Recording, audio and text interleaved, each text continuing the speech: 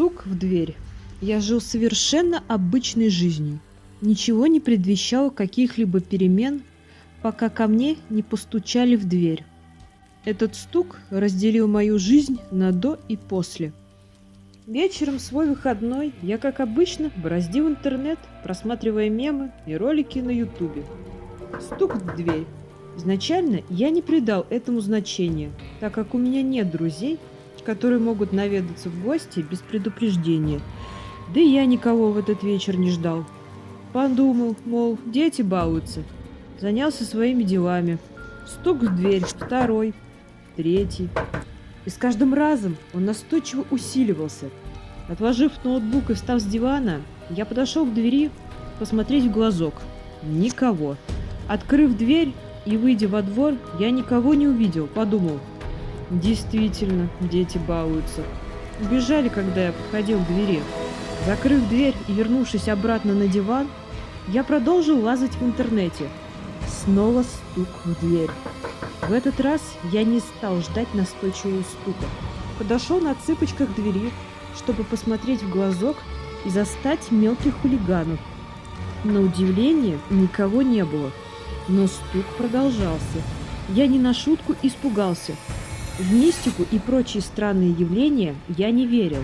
Читала пару форумов, но для меня они были не больше хоррора. И уж тем более верить в это не хотелось.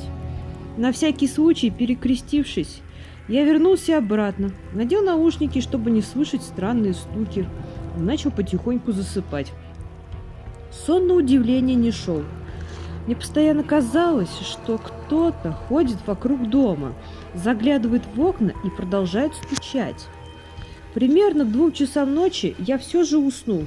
Приснился довольно странный сон, что ко мне в комнату зашло существо чуть выше человека, с облезшей шкурой, черными и длинными ногтями и острыми зубами, которое повисло надо мной.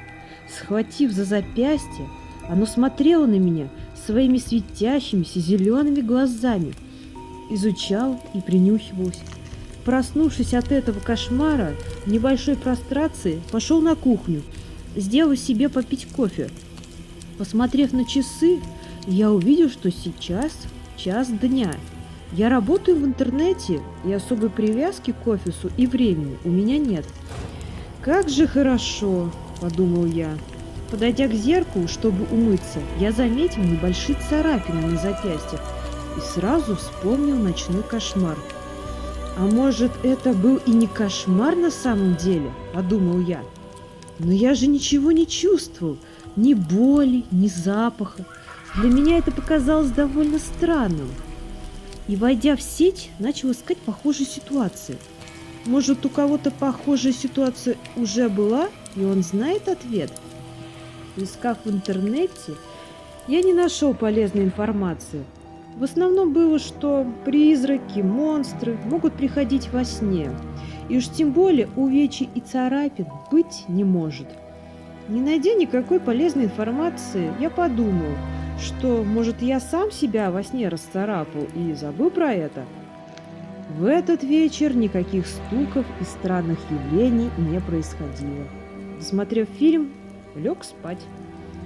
Во сне приснилось, что этот монстр ходит вокруг дома, смотрит и стучит.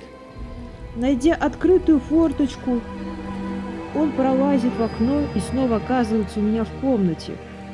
Я даже не успел опомниться, как этот монстр с молниеносной скоростью приблизился ко мне и, схватив меня за запястье, бросил на пол. Я попытался встать, но не успел.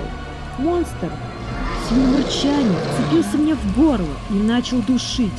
И тут я почувствовал адскую боль и понял, что это не сон, а реальность. Но как он мог так действовать, выдавая реальность за сон? Это оказалось для меня загадкой. После укуса, находясь в бреду, я почувствовал, что он чертит на мне какие-то символы, которые моментально затягивают раны. Это было похоже на какой-то ритуал. После завершения всех этих действий монстр с рычанием в голосе произнес слова. «Я нашел свою жертву.